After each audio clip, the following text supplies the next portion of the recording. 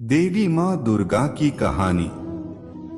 प्रत्येक रूप और प्रत्येक नाम में एक ही चेतना के उत्सर्ग की अनुभूति दुर्गा होना है। शक्ति वह शस्त्र है जिससे स्वयं व दूसरों के कल्याण के लिए समस्त विसंगतियों का समूल नाश किया जा सकता है। यह तय है कि जहाँ शक्ति का उपार्जन होता है वहीं आत्मविश्वास भी जन्म लेता है, और आत्मविश्वास जब अनुशासित व सकारात्मक होता है, सफलता निश्चित ही उसका अनुगम करती है। ऐसी शक्ति जिसकी उपासना ब्रह्मा, विष्णु, महेश करते हैं, जो हमारे शरीर और मन का कायाकल्प करती है, जिसकी आराधना के द्वारा हमारे लिए चेतना के मूल तक पहुंचना संभव होता है। ऐसी शक्ति जो व्रत और ध्यान के द्वारा हमारे ऊर्जा के स्तर को ऊपर उठाकर हमारे भीतर व्याप्त विसंगतियों का निर्मूलन करती है। ऐसी शक्ति जिसके संपूर्ण व्यक्तित्व की अभिव्यक्ति मानवता के आध्यात्मिक विकास और पराक्रम की वृद्धि के लिए अनुकरणीय है। ऐसी शक्ति जो धर्म की अधर्म पर, सत्य की असत्य पर शारीरिक और मानसिक संतुलन बनाना सिखाती है।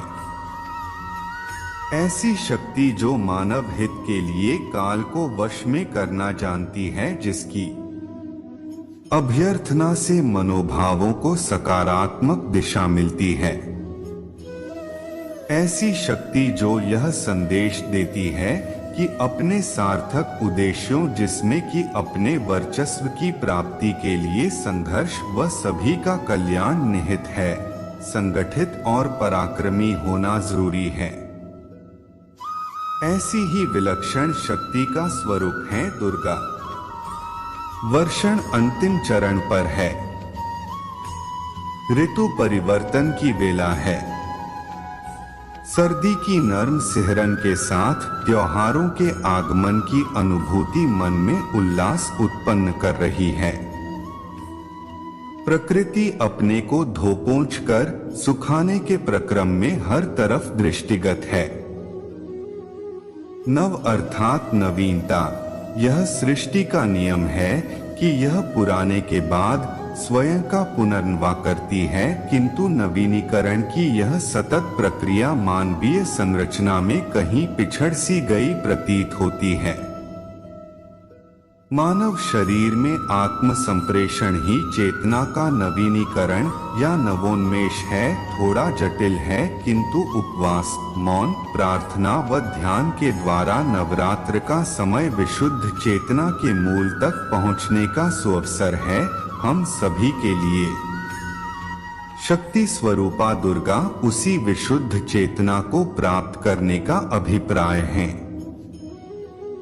रात्रि का अर्थ है अंधकार और अज्ञानता। अज्ञानता के ही कारण भ्रमित करने वाली भौतिक वस्तुएं हमें आकर्षित करती हैं व उनका अस्तित्व हमें सत्य प्रतीत होता है। किंतु रात्रि में मन की एकाग्रता बढ़ाने के लिए उपयुक्त नीरवता भी होती है। यही वह सुविधाजनक समय है जब हम दैनिक कार्यों से निवृत्त होकर शक्ति की आराधना व अनुष्ठान कर सकते हैं। इसलिए नवरात्रि का त्योहार मां शक्ति की आराधना के द्वारा स्वयं के भीतर पहुंचकर अज्ञानता से मुक्ति पा लेने का अवसर भी है। हमारा जीवन 3 गुणों से संचालित होता है, तमोगुण, रजोगुण, सतोगुण। नवरात्र में हम आदि शक्ति की पूजा अर्चना द्वारा तमोगुण व रजोगुण को पार करके सतोगुण की ओर प्रवृत्त होकर दुर्गा के व्यक्तित्व का अनुसरण करते हैं।